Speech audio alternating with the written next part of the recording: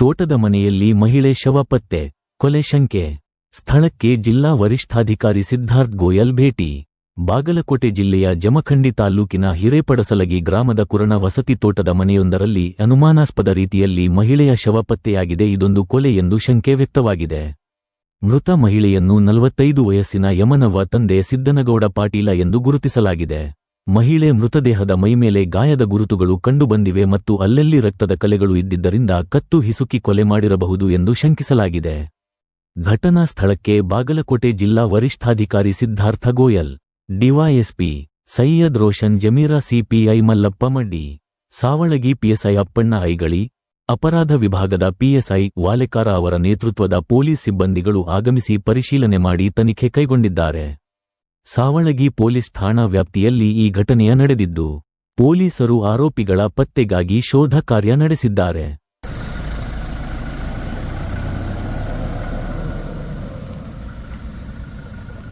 ಸುಮಾರು 6 ಗಂಟೆಗೆ ನಮಗೆ ಮಾಹಿತಿ ಬಂತು. ಹಿರೇಪಳಸಗಿ ಒಂದು ಊರಲ್ಲಿ 40 ಇಂದ 50 ವರ್ಷ ಒಬ್ರು ಮಹಿಳೆದು ಮರ್ಡರ್ ಡೆತ್ ಆಗಿದೆ ಅಂತ ಇನಿಷಿಯಲಿ ಮಾಹಿತಿ ಬಂತು.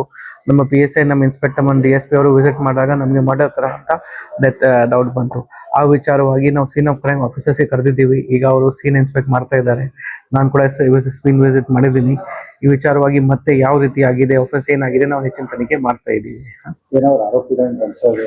ಈಗ ತನಿಖೆ ಆದ ನಂತರ ಗೊತ್ತಾಗುತ್ತೆ ಯಾವ ರೀತಿ ಆಫೆನ್ಸ್ ಆಯಿತು. ಕೆಲವು ಜನಕ್ಕೆ ನಾವು ಡಿಟೈನ್ ಮಾಡಿದ್ದೀವಿ, ಬಟ್ ಆಸ್ ಸಸ್ಪೆಕ್ಟರ್ ಅಷ್ಟೇ ಹೇಳಿದ್ದೀವಿ.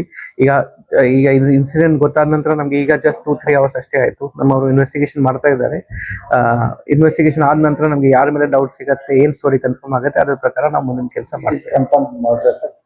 ಮಾಡೋ ತರಾನೇ ಅಪೀರ್ ಆಗ್ತಾ ಇದೆ. ಮಾಡೋ ಲೆಕ್ಕ ಹಾಕಿನೇ ನಾವು ತಗೋತಾ ಇದ್ದೀವಿ. ಆ ಸೀರಿಯಸ್ನೆಸ್ ಇಂದಾನೇ ಇನ್ವೆಸ್ಟಿಗೇಷನ್ ಮಾಡ್ತಾ ಇದ್ದೀವಿ.